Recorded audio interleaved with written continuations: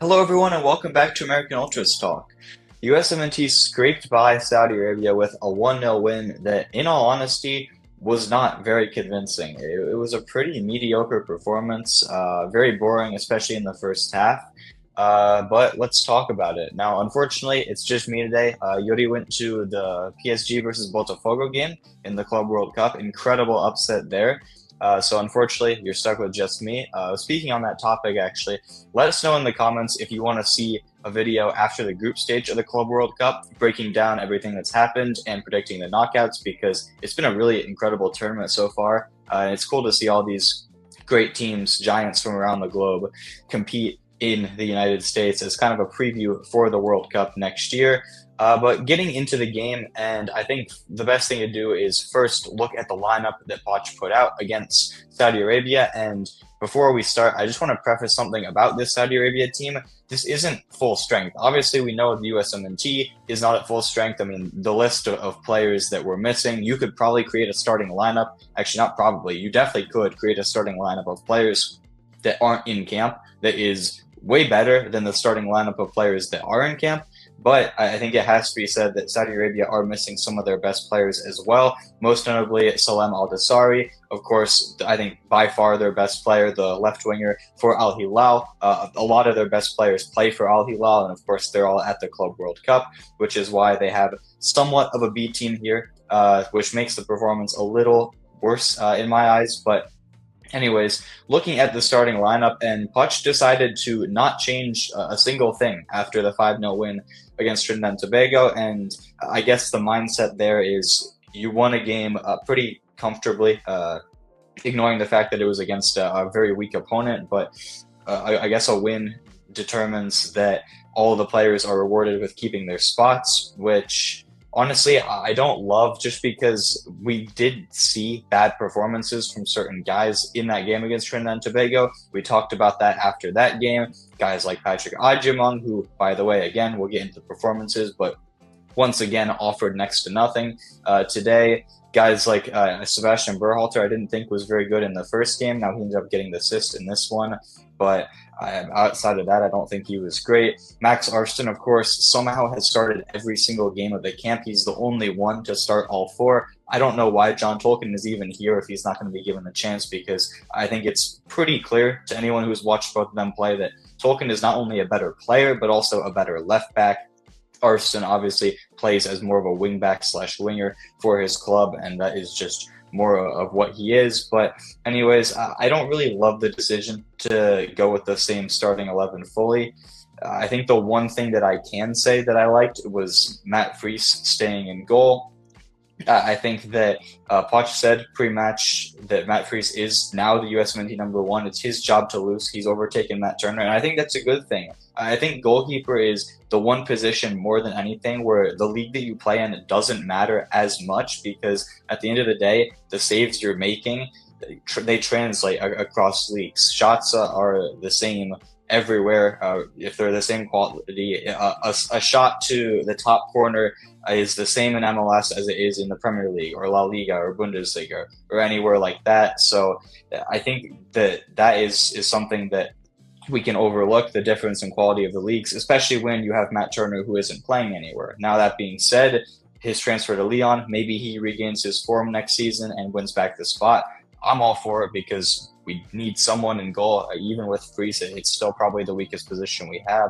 But that is probably the one positive I would take away from the lineup decisions. Now, looking at the individual performances, in the first half, it was just honestly a disaster. There was next to nothing created by either team, really. I would say the only player who maybe could argue that he had a good first half would be Chris Richards. But even then, I think he had a back pass to Matt Fries that was very weak. Fries did well to come out and clear it before the Saudi player could get onto it. He did make up for it with a very crucial last-ditch challenge. Alex Freeman did not time well. His jump, Saudi tried to play a switch from the right side to their left winger. Freeman just mistimed his jump, missed the ball, left the winger through on goal. Richards with an incredible recovery and ended up blocking the shot. This is becoming kind of an issue with Freeman now. He had one against Trinidad and Tobago as well, where he kind of mistimed a long ball, which is interesting considering he's the dad of a wide receiver whose entire job it was to time long ball as well. But regardless, I think that is one thing that we have to look at Alex Freeman and pose some questions for. I think it's the only thing really. I think defensively he's been very solid the entire camp. But I think this is without question his worst performance. I think it goes without saying that maybe he's tired. I mean, obviously he's such a young player. This is his first time with USMNT.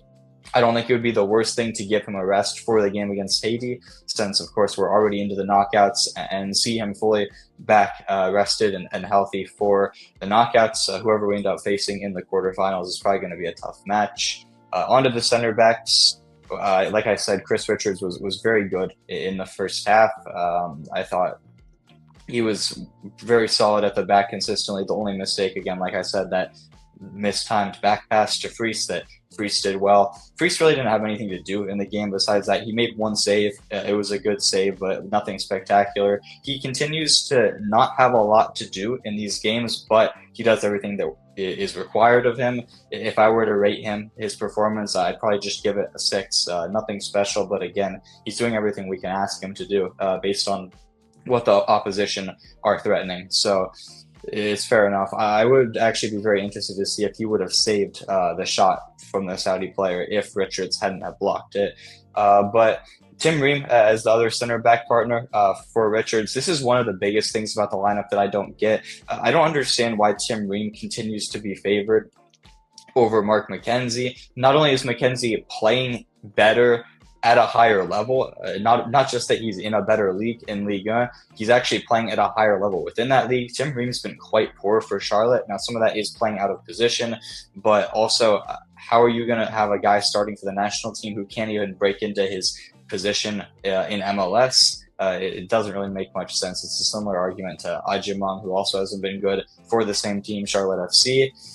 I just don't understand why we have a 38-year-old, well, not 38 as of yet, but he will be in the World Cup next year. I just think it's so risky to continue playing this guy over trying to establish a good chemistry between our two best center backs, and more importantly, the guys who will be our two best center backs in 2026, Richards and McKenzie. I think it's pretty evident that they are the duo going forward, at least until some of the U20 guys or the younger guys start breaking in. Hopefully that's Noah Kai Banks, Matai Akamboni, Joshua Winder within the next few years, but I don't think it's going to happen in time for the World Cup. Maybe Banks, but that's it. So I just don't like the decision of starting Ream. That being said, he didn't really do anything wrong. He continues to be the ball-playing center back. Again, I think one of the main things that I have an issue with for Ream is he seems to get slower, and not just in terms of his actual pace, but his timing of the passes. And we saw this a lot, actually, with a lot of the MLS guys. Sebastian Berhalter is another one. They just wait way too long to get the ball off their foot, to keep it moving. And especially against a team like Saudi Arabia that plays a low block, you just can't do that. The ball has to be moving as quickly as possible to try to break them down. And I think part of why we're so ineffective to breaking down low blocks most of the time with the A team or with this team is just because we take too long to move the ball. And I think that that's one thing that Ream doesn't really help out with. Similar thing to Sebastian Berhalter, but defensively, Ream was very solid, so I can't really be too upset his performance. Now the left back, Max Arston, and I wanted to point out something in particular about Arston that really doesn't make a lot of sense to me. It seemed like all of the time when we were trying to attack through the run of play, the ball always found its way to Max Arston on the left-hand side. He was the only one really on either side who was giving us width. And again, we've talked about the tactic in previous videos that Poch likes to use. With the A team, it's usually been, since Tess has been injured, Joe Scally at right back stays home as a right center back, allowing Anthony Robinson, who of course is very effective going forward. We saw this with the USMNT. We saw this with Fulham this past season, getting 10 assists. He likes to bomb forward as a left wing back, push up the pitch, even invert sometimes into the midfield. Now these roles have changed because obviously it's not the A team. Alex Freeman has taken the Scally role, which he just doesn't suit at all because he is more of an attacking-minded fullback. I thought coming into the camp that he would probably be used in a back three, but as a wingback on the right side. That is not the case. He's playing more as a third center back, and honestly, it's really hurting his performances. He just has so much more to offer than what he is being asked to do right now. And the sole purpose of that is to have Arston bombing down the left-hand side, which is why every time we try to attack, the ball goes to Max Arston. And as predictable as it is, we created absolutely nothing through it. I think if you had told any USMNT fan that our focal point of the attack would be Max Arston, I think a lot of us would have guessed that not a lot would have been created through the run of play. Of course, our only goal coming from a set piece. So I think that's a major issue that Poch needs to look at. Hopefully against Haiti, again, we see some different players put into the lineup because we've already qualified, even if it's just because Poch want to give rest to some guys. Hopefully guys like John Tolkien, Damian Downs, Paxton Aronson can come into the lineup and prove that they belong in the starting lineup for good to stay, because they're better than some of the guys who are currently getting these starting spots. It's just so disappointing and infuriating to see Arston getting the ball every single time we push up the pitch and then just do absolutely nothing with it. Try his little step overs and end up sailing the cross out of bounds or getting his shot blocked. I think the entirety of the game, he created one chance, and it was when he put in a low cross. The Saudi keeper pushed it out, ended up with McGlynn. We tried to get it back into the box, and I think it ended with a header that went straight into the keeper's hands. I could be wrong on that, but I'm positive that's the only thing Arston created. I really cannot emphasize enough how much we need to see John Tolkien in the next game, because this current tactic with Max Arston isn't working, and part of it's because of the tactic, part of it's just because Arston's not that good of a player. Now, moving on to the double pivot in the midfield, if you can call it that. And once again, I thought this was a pretty underwhelming game for both of them. Luca de la Torre in particular, I think he did actually earn his starting spot with his two performances in the other games. He started, of course, against Trinidad and Tobago and against Turkey in the friendly. I thought he was pretty good in both of them. In this one, I thought he was largely ineffective. He completed most of his passes, but other than that, that's where the threat ended, and none of the passes really created much of anything. Only 3 of them were into the final third. It didn't really seem like he was there to add anything to the attack. He was kind of just there as a stopgap to move the ball along a little bit slower than I would have liked. So really ineffective match from him. I'm hoping we see someone like Paxton Aronson get given a chance for that spot next game, or even Jack McGlynn, because we'll get to McGlynn in a bit, but the fact that he's playing wing still doesn't make a lot of sense to me. I think he would be a lot more effective in center mid, especially against a team like Saudi Arabia that's going to sit back and defend in a low block for most of the match. McGlynn obviously is not that quick of a player. He's not going to be able to break them down quickly in transition in the counterattack as a winger with his speed. That's just not the player he is. So I think him spraying long balls from the midfield, dictating the tempo, would be a lot more useful, but that's just my opinion. Hopefully that's something we see later on in the camp, but I have my doubts. Now for Sebastian Berhalter, the other man of the double pivot, I think this probably was his best game. I think it's fair to say. I was a little bit frustrated, mainly in the first half, with how lazy his passing was, or just how sloppy it was. He gave away the ball so many times in the first half, and it was really frustrating because you can tell he has ideas, and I think I was there mainly in the second half. I think honestly his performance was bailed out by the assist, but it was just a little bit too sloppy for my liking. I think a lot of the passes were misplaced. He gave the ball away a few too many times. Ultimately, the set piece that got the assist to Chris Richards, beautiful ball into the box. But I think that because of that, what will go ignored is that all of his other set pieces were quite poor. I think there was one spell in the game where he was taking all of the corners from the right-hand side, and it wasn't really creating anything. McGlynn then gets a chance to take one from the left, and immediately it gets a header straight on goal from, I believe, Chris Richards.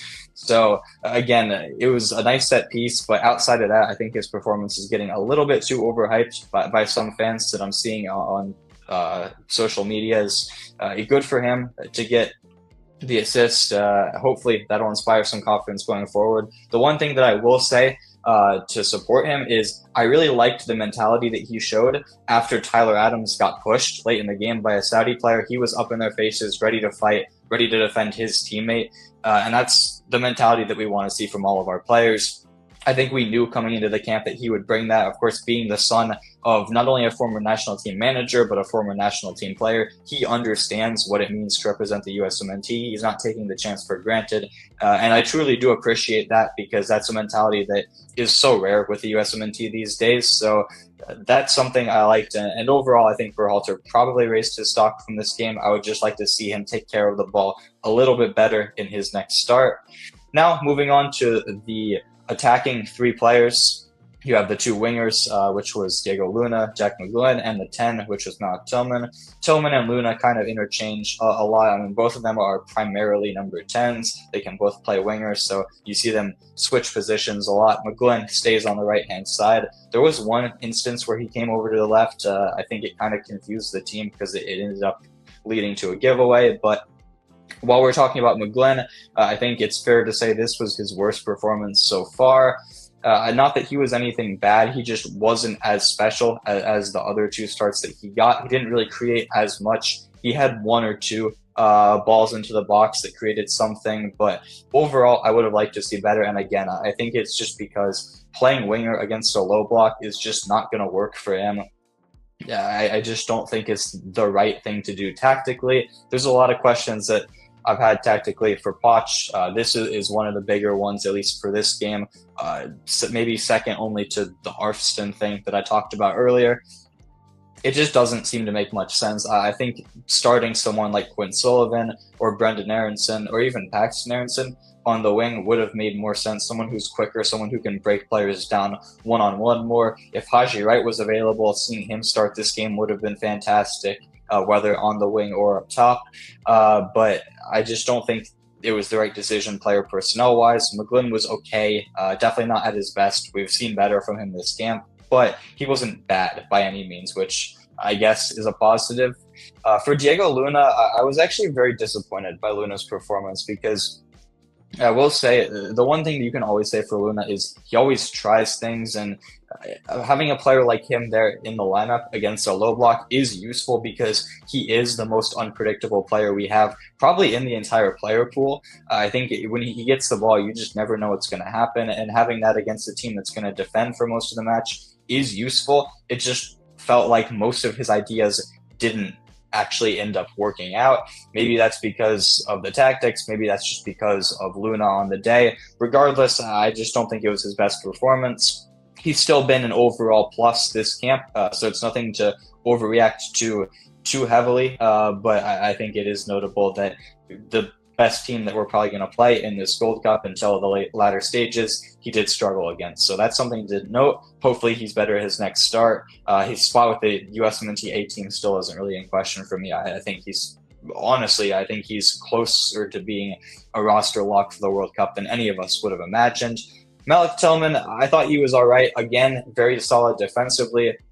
I think it was similar to the performance that he had against Turkey, just a little bit worse in terms of the attack. The defense was good as always. He won his duels. He put in tackles. He recovered the ball.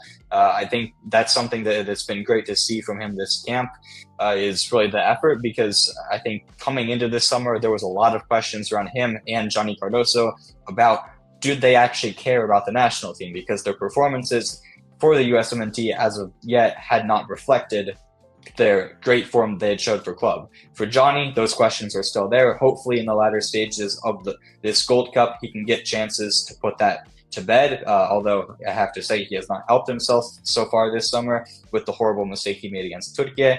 But for Tillman, it finally looks like that PSV form is translating to the national team, not just in terms of the quality, but in terms of the effort he's putting in as well.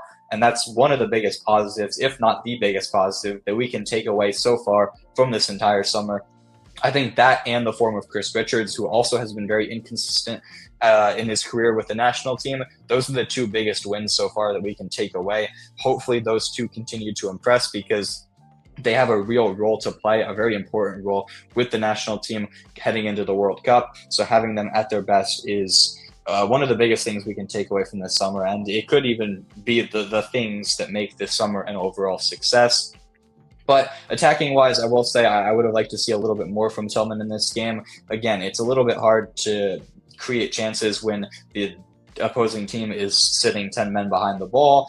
But again, for a player of his quality, I would have liked to see a little bit more, maybe even just what we saw against Turkey, creating a few chances here and there, some through balls. Again, it doesn't help when Max Arfsten is the focal point of your attack, but I do think Tillman's performance was okay, but not great, kind of similar to Jack McGlynn. I would have liked to see a little bit better from really all three of the attacking players there, the wingers and the 10.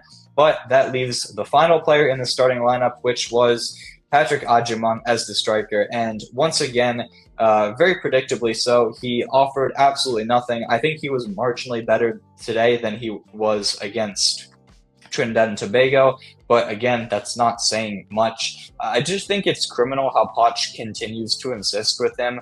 Apparently, Haji Wright had a little bit of an Achilles issue. That's why he wasn't in the squad at all. But man, it would have been so nice to see Haji Wright start this game because I mean, I think we all know the quality that he has. It's just such an upgrade over Adjumang. Even seeing Damian Downs come on, I think he immediately provided not much. Granted, he did not that he was overly effective in his 30 minutes, but I do think he was probably more effective than Adjumang had been all camp, even just in those 30 minutes. So I think that's a real issue when you have a starting striker who, game after game, just continues to offer nothing. It's a real concern, and going into the knockouts, if we continue persisting with him, it's going to end up costing us. So hopefully Poch can learn from his mistakes. Hopefully he starts someone next game against Haiti that is not Brian White, because we saw how bad that went against Switzerland. It's time to give Damian Downs his first USMNT start. It's time to give Haji Wright the start, assuming he comes back healthy for next game. But that's my thoughts on all of the starting lineup. Now let's look at the subs that Poch made. And again, it just kind of did not make that much sense. Bringing on Tyler Adams in the 62nd minute makes some sort of sense. The goal happened right after that, so fair enough, I guess. But the fact that he came on when we are 0-0 against a low block team just doesn't really make a lot of sense. If he had came on when we were already winning and trying to defend the lead, that would be more understandable. That's what happened with Johnny Cardoso and Miles Robinson in the 89th minute. They just came on for the last few minutes to seal the deal, which those subs made a little bit of sense. I'll give that to Poch. But bringing on a player like Tyler Adams, whose primary responsibility is as a destroyer, he doesn't offer a lot in the attack, especially in terms of the build-up. We know he's not the greatest passer in the world, so bringing him on against a low block when we're in need of a goal, thankfully it didn't end up mattering, but I just don't know if that's the right time to bring him on. Although I will say it's great to see him back from that little minor injury that had him miss the last game. Hopefully he's fit to start the next one against Haiti and going into the knockouts, because I think it's fair to say we need a player like him in the midfield against stronger opponents. He's a lot better than Berhalter and Luca. So I would like to see him in the starting lineup moving forward. Damian Downs, the other one, it doesn't make sense to me how he's used. The fact that he came on for McGlynn and not Adjumang, maybe it was just trying to rest McGlynn for the next game because we anticipated we might need him. But it's just ridiculous to me how many chances Adjumang keeps getting. After the first 60 minutes of nothing, he should have been hauled off for Downs, but instead Downs is now playing out of position to accommodate the worst player in the roster. So it's just another decision I can't get behind from Poch, although I will say bringing on Downs is definitely a welcome surprise. I thought he looked promising. Thankfully, that injury scare that he had shortly after coming on wasn't anything serious. Again, hopefully he gets the start in the game against Haiti. Brendan Aronson came on as well in the 76th minute. That was the only other sub besides Johnny and Miles at the end, which we can't even rate really because they didn't do anything. Aronson, he was okay. He won a couple duels, lost a couple duels. He wasn't really overly effective. Not that he really needed to be, there's not much to say about that. I think he's, again, continues to be a good guy to sub on late in games. His energy off the bench against tired legs can either create something in the attack or just make life difficult for them if they're trying to mount a comeback. Overall, those are all of my thoughts on the lineup, the subs, everything. Let me know in the comments what you thought of not only the game, but what I said. What would you like to see differently against Haiti? For me, it's a lot of changes to the lineup. I'd like to see John Tolkien. I'd like to see Mark McKenzie. I'd like to see maybe Quinn Sullivan get a start. I'd like to see Paxton Aronson. Definitely Damian Downs or Haji right up top. Giving Tyler Adams a start as well. Maybe him and Johnny Cardoso in a double pivot. Something like that. I think there's a lot of players on the bench that can improve the starting lineup, and I think it's been evidenced based on some of the performances. But we're through to the knockouts. At the end of the day, we said that if we beat Saudi Arabia, there'd be a party. So here that is, I guess. Maybe not as exciting as we would have liked, but a result is a result. We're through. We can start preparing for the knockouts now. And the group that we're going to be going up against, Group A, it looks like whoever is gonna finish second is going to be a pretty solid team, probably Costa Rica. So we're going to need to prepare for that. That's going to be a tough game in the quarters. But let us know what you thought about that game and our overall performances so far in the comments. Let us know again if you want to see a video about the Club World Cup. And until then, we'll see you after the Haiti match.